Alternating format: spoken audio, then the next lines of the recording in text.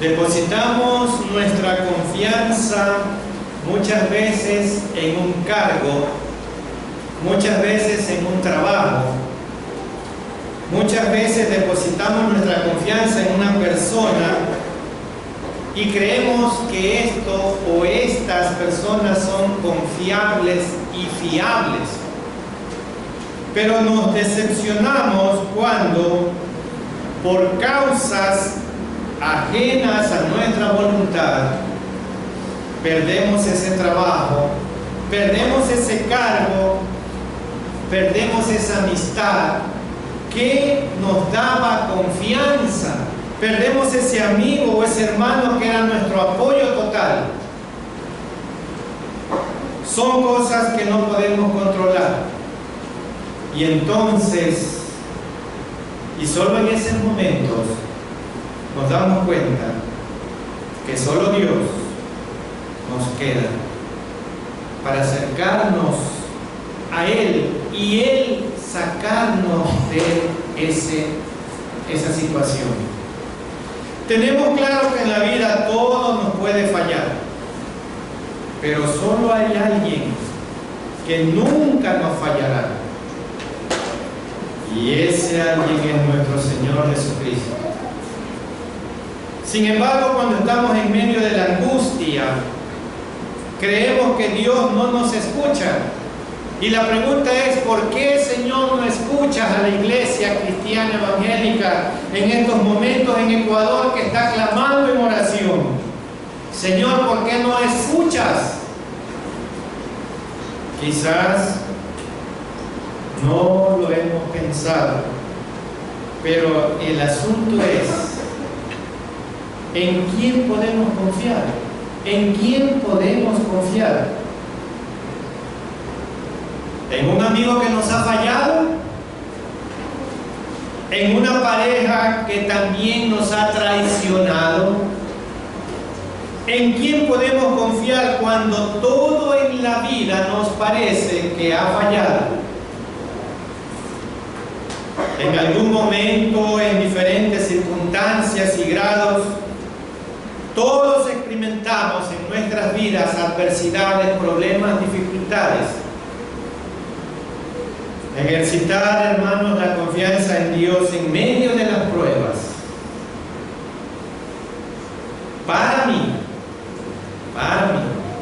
ha sido un proceso, porque surgen algunos interrogantes y algunas preguntas en mi vida. Preguntas como estas: ¿en realidad controla Dios todas las circunstancias de nuestras vidas? ¿En realidad controla Dios todas las circunstancias de nuestras vidas?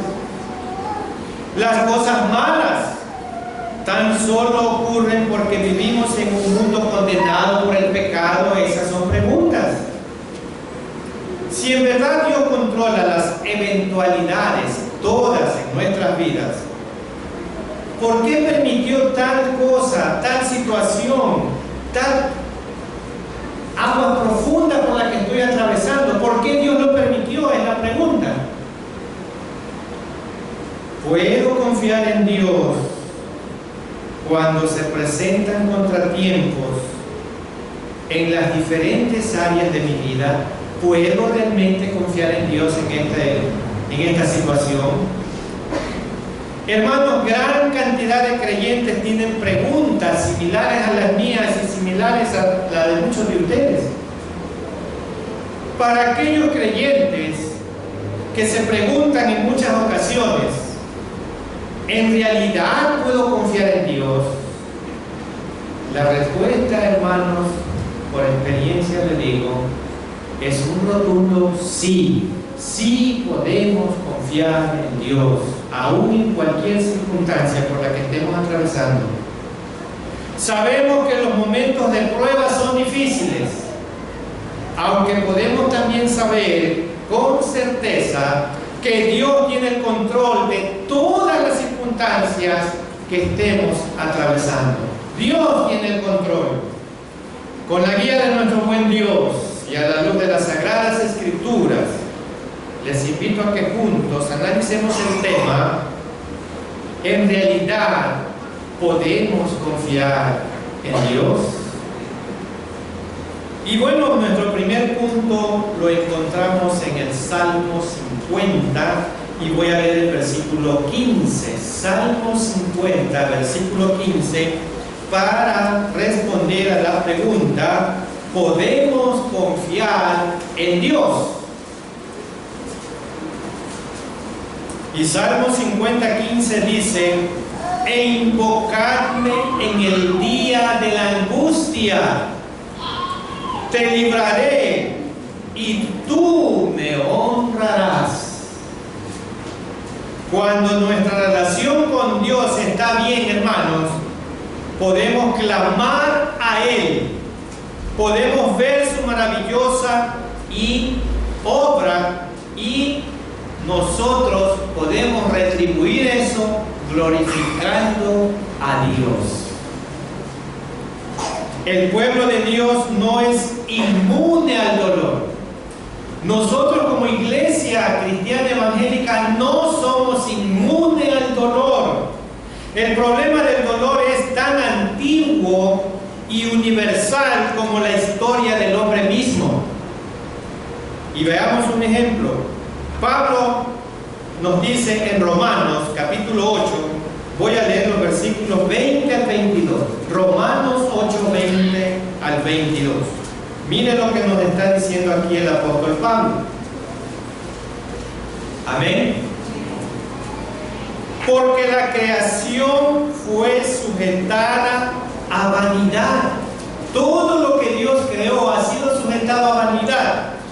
No por su propia voluntad, no por la voluntad de Dios, sino por causa del que la sujetó en esperanza, porque también la creación misma será libertada de la esclavitud de corrupción a la libertad gloriosa de los hijos de Dios.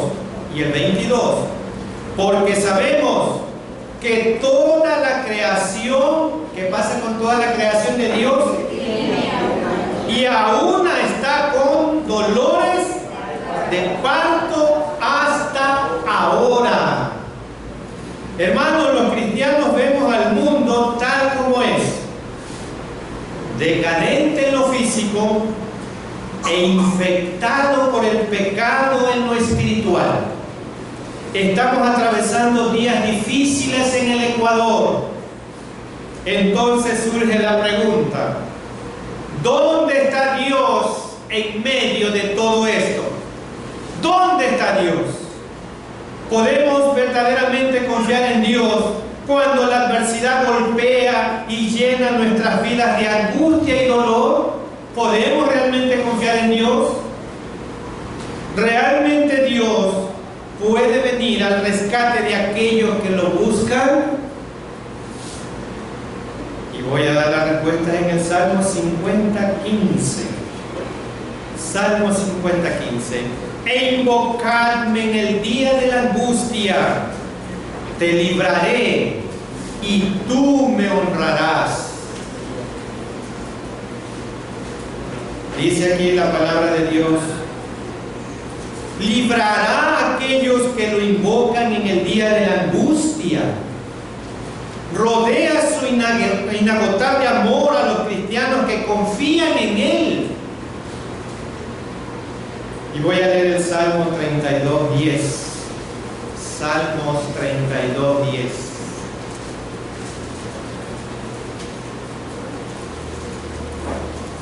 Y miren lo que dice el salmista aquí: muchos dolores habrá ¿para quién?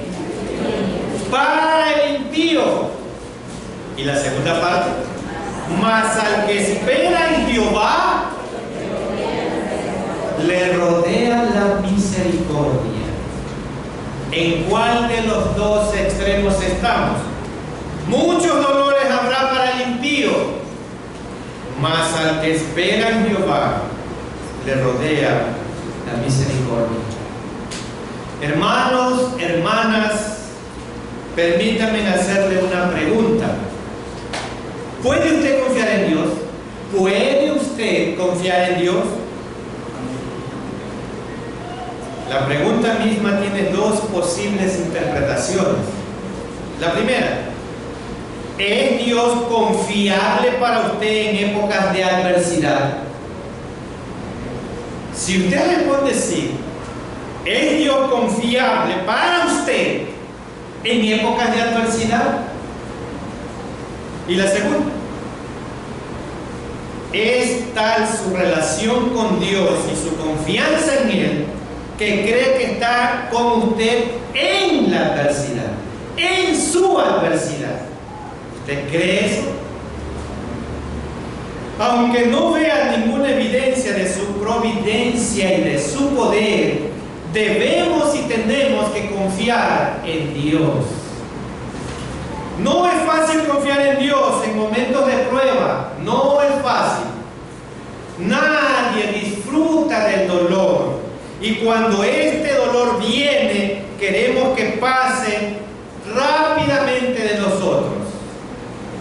Incluso el apóstol Pablo le suplica a Dios 3 veces le quite ese aguijón en su carne, antes de que entendiera Pablo que la gracia de Dios se perfecciona en medio de los sufrimientos. Y mire el ejemplo de Pablo, segunda carta que Pablo escribe a los hermanos en Corinto, capítulo 12, voy a leer los versículos 7 y 8. Segunda carta de Pablo a los Corintios 12, 7 y 8. Amén. Cuando Pablo le dice a Dios, Señor, yo voy a ser más efectivo si tú me quitas este aguijón en mi carne. Y para que la grandeza de las revelaciones no me exaltasen desmedidamente. Recuerden, hermanos, que a Pablo Dios lo llevó 3 años y él estuvo hasta el 3er cielo cuando Dios le reveló todo el plan de la evangelización de esta tierra. Y le dice, aquí dice Pablo, y para que las grandezas de las revelaciones que tú me has dado, Señor, no me exaltasen desmedidamente, me fue dado un aguijón en mi carne. ¿Quién era este? Un mensajero de Satanás que me abofetee. ¿Y para qué tengo que ser abofeteado, Señor? Para que no me enaltezca sobremanera, respecto a lo cual 3 veces he rogado al Señor que lo quite de mí. Este aguijón era un impedimento, hermanos, para Pablo en su ministerio y pidió que fuera removido, pero Dios se negó a hacerlo. Pablo era una persona muy autosuficiente, así que este aguijón debió ser dificultoso para él. Esto lo mantuvo humillado, humilde, recordándole su necesidad de mantenerse en contacto directo con Dios y beneficiar a todos los que estuvieran a su alrededor por medio de lo que él viera de Dios hacía en su vida. ¿Sí? No le quitó el aguijón en la carne, porque Dios sabía que si se lo quitaba, Pablo se iba al infierno. Porque se volvería autosuficiente, se volvería autoprepotente y todo lo demás. Pero le dio ese aguijón para que se humille y sea una pieza fundamental en la evangelización de esta tierra. Un pequeño ejemplo más, José. José le pidió al copero del faraón que le diera ese anuncio al rey y lo sacara de la cárcel. Y veamos lo que dice Génesis 40:14. Génesis 40:14.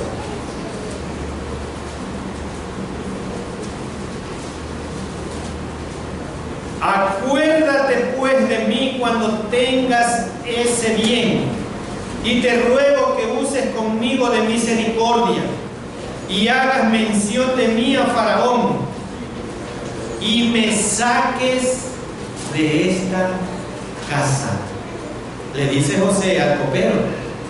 Nada hasta ahora aparece en la historia que nos indique el estado de los sentimientos de José, pero esta ardiente petición revela una tristeza y ansias impacientes por ser libre. Y el escritor de los Hebreos también nos dice, muy sinceramente nos está diciendo, leamos Hebreos 12:11. Hebreos 12:11. Y mire lo que dice aquí, Hebreos 12:11. Es verdad que ninguna disciplina al presente parece ser causa de gozo, sino de tristeza, pero después da fruto apacible de justicia. ¿A quiénes? A los que en ellas han sido ejercitados. Sí, hermano, podemos responder a la disciplina en diversas formas. Primero, aceptarla con resignación. Segundo, aceptarla con compasión de sí mismo, pensando en que en realidad lo necesitamos. Tercero, resentirnos y ofendernos con Dios por lo que nos está pasando. Y cuarto, aceptarla con gratitud, como la actitud apropiada de un padre amoroso. ¿En cuál de las cuatro posiciones está su interpretación de las pruebas, de las dificultades, hermano? ¿La acepta con gratitud, como la actitud apropiada de un padre generoso? ¿O usted la acepta, no la acepta y se enoja con Dios? Hermano, en estos momentos recordemos las palabras de Salomón. Y voy a leer Eclesiastés 7:13. Eclesiastés 7:13. Miren lo que dice el hombre más sabio de esta tierra, Salomón. ¿Hijo de quién? De David. Eclesiastés 7:13. Mira la obra de Dios. ¿Por qué? Y aquí está la pregunta. ¿Quién podrá enderezar lo que él torció? ¿Quién podrá enderezar lo que él torció? Mira la obra de Dios. Y escuche bien, hermanos, tal vez usted piense que Dios ha permitido algo torcido en su vida. Tal vez usted piense que Dios ha permitido algo torcido en su vida. Recuerde de que Él solo tiene el poder para enderezarlo. Solo Dios tiene el poder para enderezarlo. Puede confiar en Él, que Él solucionará o no su situación y librará o no su angustia, pero debe de confiar en Él. ¿Cree en realidad en un Dios que le ama y sabe lo que es mejor para usted? ¿Cree usted en un Dios que le ama y usted está consciente que Él quiere lo mejor para usted? Él es el que tiene el control de toda situación. Aún la que usted crea que está torcida, es el único que la puede enderezar.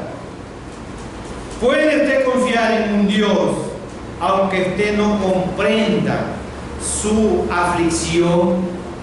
¿Puede usted seguir confiando en Dios aunque usted no comprenda la aflicción por la que está atravesando? Además, ¿podría animar a otros a confiar en Él cuando estuvieran atravesando por situaciones adversas? ¿O toda la idea de confiar en Dios es solamente un lema cristiano que no permanece firme entre los sucesos difíciles de la vida? realidad confiar en Dios? Es la pregunta. ¿Podemos en realidad confiar en Dios? Compadezco, hermanos, a quienes consideran difícil confiar en Él en la adversidad, confiar en Él en la angustia, confiar en Él en la depresión, confiar en Él en la oscuridad, confiar en Él cuando estamos atravesando aguas oscuras, cuando nos preguntamos si Dios realmente se preocupa de nuestras situaciones difíciles que estamos enfrentando. He invertido, hermanos, una gran parte de mi vida animando a las personas a seguir la santidad y a obedecer a Dios. Pero reconozco que a menudo parece más difícil confiar en Él que obedecerle a Él. ¿Sí? Es más difícil confiar en Dios que obedecerle a Él. Porque si realmente confiáramos en Él, obedeceríamos. La voluntad de Dios que nos muestra la Biblia, hermanos, es racional y razonable. Pero las circunstancias en las que debemos confiar en Él generalmente parecen irracionales e inexplicables. Sí, hermano. Reconocemos con prontitud que la ley de Dios debe ser buena para nosotros, aun cuando no querramos obedecerla. Las situaciones de nuestras vidas con frecuencia parecen ser terribles, sombrías y algunas veces calamitosas y trágicas. Confiar en Dios se produce en un terreno que no tiene límites. No conocemos la extensión, la duración o frecuencia del dolor, ni de las circunstancias adversas en las frecuentemente debemos confiar siempre en Dios. Sin embargo, es tan significativo confiar en Dios como también obedecerle. Cuando somos desobedientes, desafiamos su autoridad y menospreciamos su santidad. Pero cuando no confiamos en Él, dudamos de su soberanía y cuestionamos su bondad. Así es. Pero cuando no confiamos en Él, dudamos de su soberanía y cuestionamos de su bondad. Cuando el pueblo de Israel, hermanos, tenía hambre, habló mal de Dios. ¿Sí? Habló muy mal de Dios cuando este pueblo de Dios tuvo hambre. Y veamos esto en el Salmo 78, versículos 19 al 22. Miren lo que pasa con el pueblo de Dios hablando mal de Dios por circunstancias adversas por las que estaba atravesando. Amén. Y hablaron contra Dios. Este es el pueblo de Israel. Habla contra Dios. ¿Y qué es lo que decían? ¿Podrá poner mesa en el desierto? Dudaban de que Dios les diera de comer en el desierto.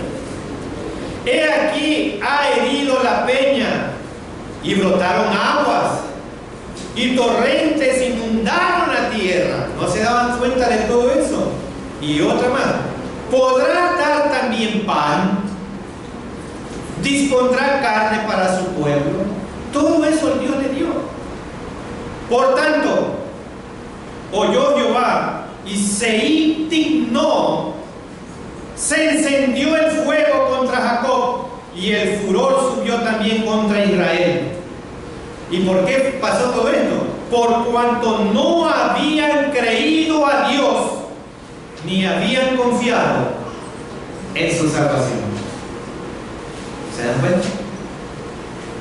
Para creer en Dios debemos ver siempre nuestras circunstancias adversas a través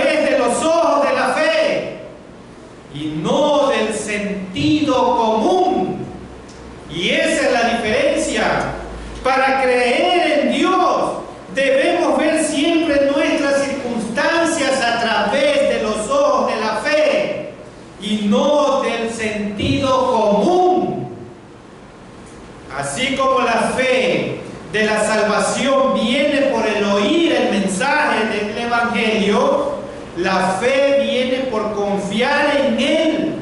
En las situaciones difíciles viene la palabra de Dios. Sí, hermanos. Y Él lo dijo cuando Pablo escribe a los Romanos en el capítulo 10, el versículo 17. Romanos 10, 17. Así que la fe es por el oír. ¿Y el oír qué cosa? La palabra de Dios. Es solo por aplicar las Escrituras a nuestros corazones, por el Espíritu Santo, que recibimos la gracia de confiar en Dios en los momentos de sufrimientos. Sí, hermano. Las Escrituras enseñan tres verdades esenciales acerca de Dios con respecto a la adversidad, en las que debemos creer si vamos a confiar en Él en situaciones difíciles. Y estas tres son estas. Dios es absolutamente soberano. La primera. Dios es absolutamente soberano. Dios es infinitamente sabio. Y Dios es perfecto en amor. En amor. Podemos expresar estas verdades, hermanos, en relación con nosotros de la siguiente manera. Dios en su amor siempre desea lo mejor para nosotros. Dios en su amor siempre desea lo mejor para nosotros. En su sabiduría, Dios siempre sabe lo que es mejor para nosotros. Y en su soberanía, Dios tiene el poder para hacer todo lo que suceda. Así es, hermano. La soberanía de Dios se confirma en casi todas las páginas de la Biblia, de manera expresa o implícita. Siempre la tenemos aquí en la palabra de Dios. Y de esa quiero leerle rápidamente dos versículos. Lamentaciones 3, 37 y 38. Lamentaciones 3, 37 y 38. Amén. ¿Quién será aquel que diga que sucedió algo que el Señor no mandó? De la boca del Altísimo no sale lo malo y lo bueno. Este pasaje, hermano, de las Escrituras ofende a muchas personas. Sí, este pasaje de las Escrituras ofende a muchas personas, hermanos. Sí, porque encuentran difícil de aceptar que lo bueno y lo malo vengan de Dios. Ah, no, es que yo creo en un Dios todo amor y amoroso, pero lo malo no, lo malo es de Satanás. Es difícil de aceptar muchas veces este versículo, hermano. Dios es soberano sobre los asuntos humanos y puede usar tanto el bien como el mal. También puede sacar un bien de un mal. Con frecuencia la gente se pregunta si Dios es un Dios de amor. ¿Cómo permite semejantes manifestaciones en Quito y Guayaquil? Si Dios es un Dios amoroso, si Dios es un Dios de amor, ¿cómo permite semejante manifestación en Quito y Guayaquil, donde hay muchos muertos, que lamentablemente la prensa no lo ha publicado?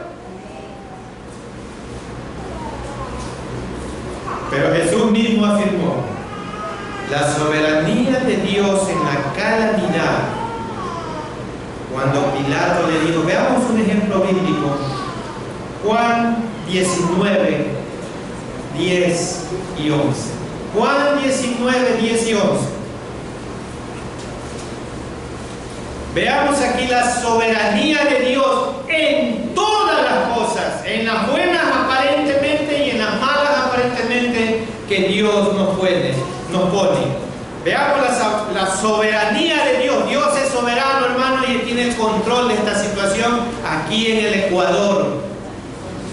Juan 10, 19, 10 y 11. Entonces le dijo Pilato: a mí no me hablas. Le está diciendo a Jesús: Jesús, a mí no me hablas. ¿No sabes que tengo autoridad para crucificarte y tengo autoridad para soltarte? Le dice Pilato a Jesús, que él tenía toda la autoridad. Y miren lo que le responde Jesús: ninguna autoridad tendría contra mí si no te fuese dado ¿de dónde? De arriba. Por tanto, el que a ti me ha entregado, mayor pecado tiene. Todo está bajo el control de Dios, hermano. Dios permitió que su Hijo fuera a la cruz, y Dios está permitiendo esta situación en este país por algunas leyes que están en contra de su palabra, como esa igualdad de género, consecuencias de esas leyes aprobadas por este pueblo. Así es, hermano, Dios no se va a quedar ahí. Dios es justo. En un sorprendente acto de amor hacia nosotros, permitió el sacrificio de su Hijo por nuestros pecados. Sin embargo, frecuentemente pasamos por alto que para Jesús fue una experiencia sumamente dolorosa, más de lo que podamos imaginar, pero Dios lo permitió y Él estaba en el control. En la humanidad de Jesús, este sacrificio fue suficiente para hacerlo orar. Y Él decía en su oración: Padre mío, si es posible, pase de mí esta copa. Pero no vaciló en reconocer el control y la soberanía de Dios cuando dijo: pero que no sea mi voluntad, sino la tuya. Si los creyentes aceptamos la afirmación bíblica de la soberanía de Dios en lo bueno y en lo malo, eso bastaría para sentirnos confrontados, aún en medio de las aflicciones. Aún en medio de las aflicciones, no importa por qué clase de calamidad o problema en particular estemos atravesando, pero sí podemos confiar y estar seguros de que nuestro Padre tiene un propósito y control amoroso en todo lo que está ocurriendo. Sí, hermano. Y en el capítulo 38 de Isaías, ahí hay un relato de la grave enfermedad de un hombre y de su milagrosa curación en respuesta a la oración de este hombre. Y voy a leer el versículo de Isaías 38, 17. Aquí, hermanos, cuando Isaías fue a Ezequías, quien estaba muy enfermo, y le habló acerca de su muerte eminente, Ezequías, ¿qué ocurrió? Se volvió de inmediato a Dios en oración. Y vamos a leer el versículo 17, Isaías 38, 17. He aquí, amargura grande me sobrevino en la paz.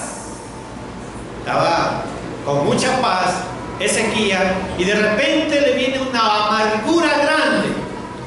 Mas a ti agradó librar mi vida del hoyo de corrupción, porque echaste atrás tus espaldas todos mis pecados.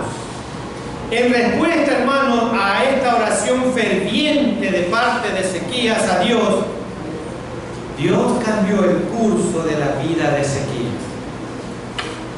Le dio 15 años más de vidas a Ezequías. No dude en pedirle cambios radicales si lo va a honrar con esos cambios a Dios. Dios no ejerce su soberanía caprichosamente, sino solo en la forma en que su infinito amor sabe que es mejor para nosotros. En el momento más sombrío de Jeremías también, su esperanza se fortaleció con esa gratitud de parte de Dios y le dio esa seguridad. Dios fue fiel y seguirá siendo fiel. Y mire lo que dice Jeremías cuando en Lamentaciones 3, 32 al 33. Miren lo que dice ahí Jeremías. ¿Quién escribe el libro de Lamentaciones? Jeremías. Entonces Jeremías está escribiendo aquí en Lamentaciones 3, 32 y 33. Antes sí aflige, también se compadece según la multitud de sus misericordias. Si el Señor nos aflige, también se compadece en la multitud de sus misericordias, porque no aflige ni entristece voluntariamente a los hijos de los hombres. Y yo quiero leer estos versículos en la versión lenguaje actual. Nos hace sufrir y nos aflige, pero no porque le agrade o le guste hacerlo.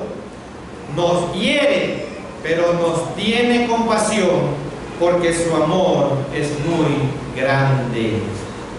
Dios en sus acciones no se mueve arbitrariamente, sino que acomoda sus premios y castigos de la conducta humana. La soberanía de Dios es ejercida también en infinita sabiduría, más allá de nuestra propia comprensión. Después de estudiar, hermanos, la suprema soberanía de Dios, pero inescrutable relación con el pueblo, los judíos, el apóstol Pablo se rinde ante este misterio de las acciones de Dios con estas palabras. Y miren lo que dice Pablo en Romanos 11:33, cómo él se rinde a Dios cuando entiende realmente la soberanía de Dios en nuestras vidas. Romanos 11:33. Ahí dice Pablo: oh profundidad de las riquezas de la sabiduría y de la ciencia de Dios. Cuán insondables son sus juicios e inescrutables sus caminos. ¿Qué es lo que estaba queriendo decirle Pablo aquí? Dios es inmensamente rico, dice Pablo. Su inteligencia y su conocimiento son tan grandes que no se pueden medir. Nadie es capaz de entender sus decisiones ni de explicar sus hechos. Eso está diciendo Dios, Pablo, de lo que es Dios en la vida de nosotros. Pablo reconoció lo que nosotros debemos aceptar si vamos a confiar en Dios, cuyo plan y forma en que lleva a cabo sus designios están más allá de nuestra capacidad de comprensión y entendimiento. Sí, debemos aprender, hermanos, a confiar en Dios, aun cuando no entendamos lo que nos está ocurriendo. Aunque nuestro dolor sea ligero o traumático, temporal o interminable, debemos aprender a confiar en Dios y glorificarle en estas situaciones sin tener en cuenta ninguna de las naturalezas de las dificultades que estemos atravesando. Para confiar en Él, hermanos, debemos conocerle íntimamente y personalmente. Si vamos a confiar en Dios, tenemos que conocerle a Él personalmente, reconociéndolo a Él como nuestro Salvador, perdonando nuestros pecados, reconociéndolo nosotros, y conocerle íntimamente mediante su palabra, la congregación y las reuniones en las iglesias. Y quiero darles un ejemplo de esto de David. Vamos a leer el Salmo 9:10. Miren lo que dice David. David, Salmo 9:10. En ti confiarán los que conocen tu nombre. ¿Quiénes somos los que realmente podemos confiar en Dios? Los que lo conocemos a Dios. Por cuanto tú, oh Jehová, no desamparaste a los ¿cuáles? A los que te buscaron.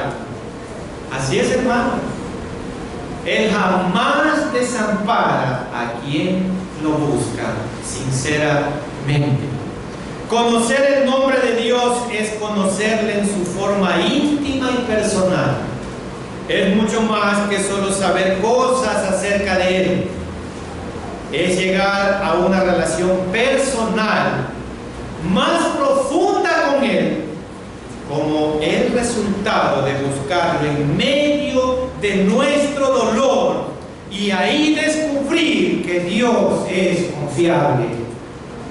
Solo en la proporción en que le conozcamos de esta forma personal, llegaremos a creer en Él. Ore para que el Espíritu Santo lo haga comprender sus aspectos, para conocerle mejor y así confiar en Él de manera absoluta. ¿Cómo se siente al reconocer que Dios tiene un plan y un propósito específico para su vida?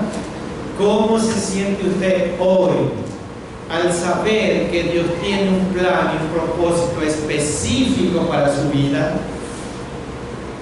¿Está dispuesto o dispuesta a confiar en Él para que le dirija y le guíe a hacer su voluntad? ¿Le pide al Señor que le muestre su voluntad o decide cada día cómo usted desea vivir y no a la voluntad de Dios? ¿Está usted haciendo la voluntad de Dios? ¿Estamos haciendo la voluntad de Dios? ¿O estamos haciendo nuestros propios deseos? ¿Cómo puedo estar seguro de Dios? ¿Busca al Señor cada día o solo cuando enfrenta una situación con la que no puede lidiar? Permítanme repetir esta pregunta. ¿Busca al Señor cada día o solo cuando enfrenta una situación con la que no puede lidiar? ¿Se siente incómodo ante la idea de rendirse a la autoridad de Dios? ¿O esto es algo que le provee una sensación y seguridad y paz? Los cristianos tenemos que ver las pruebas como bendiciones de Dios, hermanos. Todas las pruebas las tenemos que ver como bendiciones de Dios, ya que las bendiciones de Dios se ven aún en medio de las pruebas. Las pruebas superadas son las que sirven de testimonio para llevar a muchos a los pies del Señor. Personas que están viviendo lo que usted ya ha pasado. Es necesario que los cristianos pasemos por situaciones para que Él muestre su poder, su gloria y su dominio sobre nosotros. Es necesario que los cristianos pasemos por situaciones para que Él demuestre su poder, su gloria y su dominio. Tenemos claro que en la vida todo nos puede fallar. Tengan claro, hermanos y hermanas, en la vida todo nos puede fallar, pero solo hay alguien que nunca nos fallará, y ese alguien es nuestro Señor Jesucristo. Él jamás nos fallará, aún en medio de todas las pruebas y las circunstancias por las que estemos atravesando. Y voy a leer finalmente, para terminar, del Salmo 23, el versículo 4. Salmo 23, 4. Y pido a la congregación que se ponga de pie y vamos a leer juntos este versículo para terminar. Salmo 23, 4. Mire lo que dice Dios aquí en su palabra. En medio de esta situación por la que estamos atravesando aquí en el Ecuador, Dios tiene el control. Y Salmo 23, 4 dice, vamos a leer juntos, hermanos, 1, 2, 3. Aunque ande en valle de sombra de muerte, no temeré mal alguno, porque tú estarás conmigo, tu vara y tu callado me infundirán aliento. Amén. ¿Lo crees?